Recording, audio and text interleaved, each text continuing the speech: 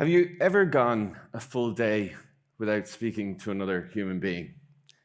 I know I have. And while my phone is pinging and the relentless work emails are coming through, I know I'm not alone, but I do feel lonely.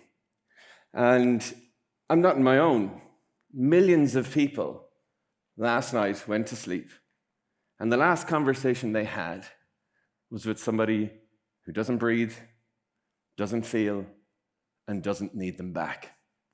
And so we talk a lot about AI and automation and jobs and things like that. That's not my area. My area has always been looking at technology from the point of view of the relational cost, the trade-offs, or the unintended side effects. So my question is, are AI companions the answer to the loneliness problem, or will they simply just amplify it? And I think last year was really important. I think historians will look back on 2025 not as a period of technological advancement. I think it'll be seen as a turning point psychologically, because that was a time when AI started to become a real part of our lives. And even before that, we could order our groceries, we could order a meal, we could find someone to date, we could bank, we could book a holiday without ever leaving our couch. But what has happened with the advent of AI is that we have way more capacity. And from the point of view of my experience of AI, it didn't come through product launches or through ads, it came through conversations. Conversations in my lecture hall, in my therapy room, and around my kitchen table. And the repeated questions that I heard people say were, I don't know what's real anymore. I don't know who to trust, and I don't know what to believe. And from the point of view of, again, looking at AI as looking back on technology, we have to remember that loneliness is an issue across the board, and it has been getting worse really over the last 15 years.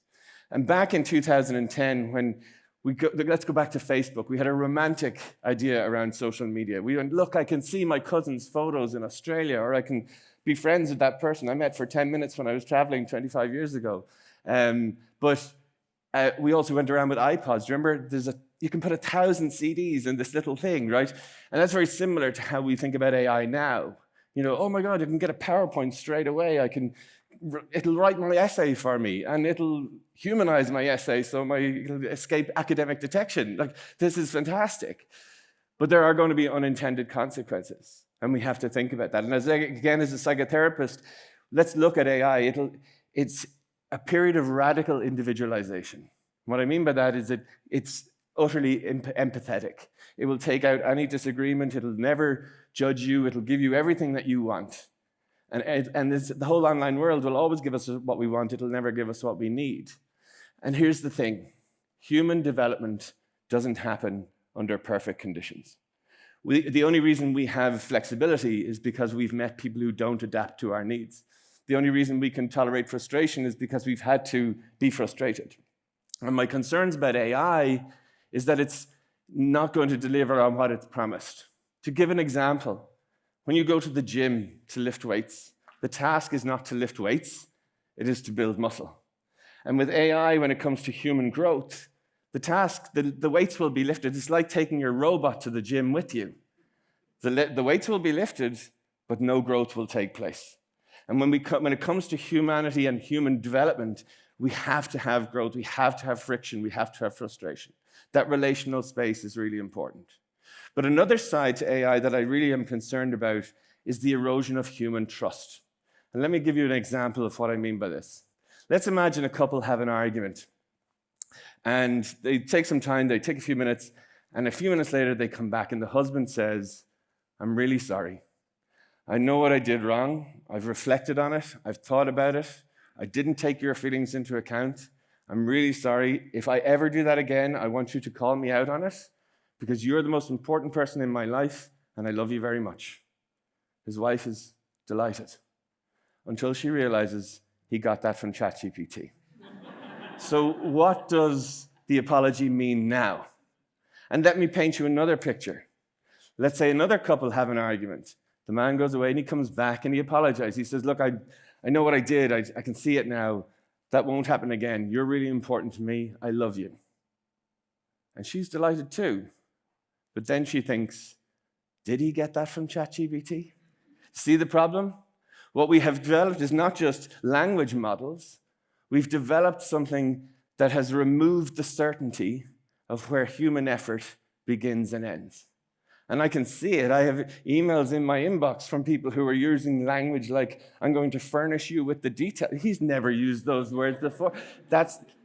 So how do we know? And the problem with not knowing where human effort is and isn't, it creates a chronic period of suspicion.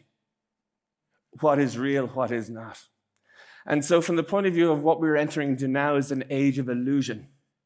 And the age of illusion is we have been programmed all of our lives to believe what we see. Trust your eyes. We can't do that anymore. With fabricated videos, manipulated voice-activated things, nothing that we can see is true. And so that chronic suspicion, what happens in that is that when trust erodes, loneliness increases. Because within our relationships, we really need those. And I'll give you an example of, in terms of, take, for example, AI it'll know you so well. And it'll be able to tell by the way that you're texting and what you're looking up that you're sad. So AI will say, you're sad today. And you say, it's right, you're right. But what we need to not do is mistake good surveillance for understanding, because it's not the same thing. The idea that it's not that I care about you enough to ask you this question. The issue is I have enough data on you to know how you feel. Does that make sense? And so from the point of view of how do we protect ourselves in this space? Well, what happens in the future is that when we have lack of trust, when we have an issue with chronic suspicion, and we can't believe our eyes, we need to ground ourselves in real relationships. So it gets back to spending time with human beings. And I know this is a hard sell, but this is what we need to do. We need to be with other humans who say, this is real. I am real. And what that will do, it will retrain our nervous system to be able to distinguish the real from the pretend. If we don't have those relationships, and when we have relationships with AI, which is telling us that it never forgets our birthday, it never judges us, it never lets us down, what will happen is our expectations of interaction and relationship will go up, and connection will fall apart. Not because the opportunities for connections aren't there, but our expectations, because of the AI, have been recalibrated. In the 1980s, there was a campaign that went, don't talk to strangers. I have a new campaign that says, talk to strangers, okay? I want you to have those conversations in a waiting room, put down your screen, talk to the person beside you. And if I can ask you to do one thing, this is a habit that has come over the last few years, and I really want to stop it. Stop celebrating when plans are canceled, right? There's a really unhelpful habit because it tells the younger generation that socialization is a burden and something to be avoided. What we need over the next 10 years, 15 years is the opposite. To spend more time in the company of other people. Because guys, in the end, no matter how intelligent our tools become, it is trust that is built slowly, imperfectly, by face-to-face human connection that reminds us who we are. We see ourselves through the eyes of the other. Don't surrender your voice to an AI companion who will represent you. Hold on to your voice as much as you can. And this is not 10 years into the future, guys. There are cafes in New York that are built for you to bring your AI companion. So you go into the cafe, there's one seat, a phone holder, and you can have your meal.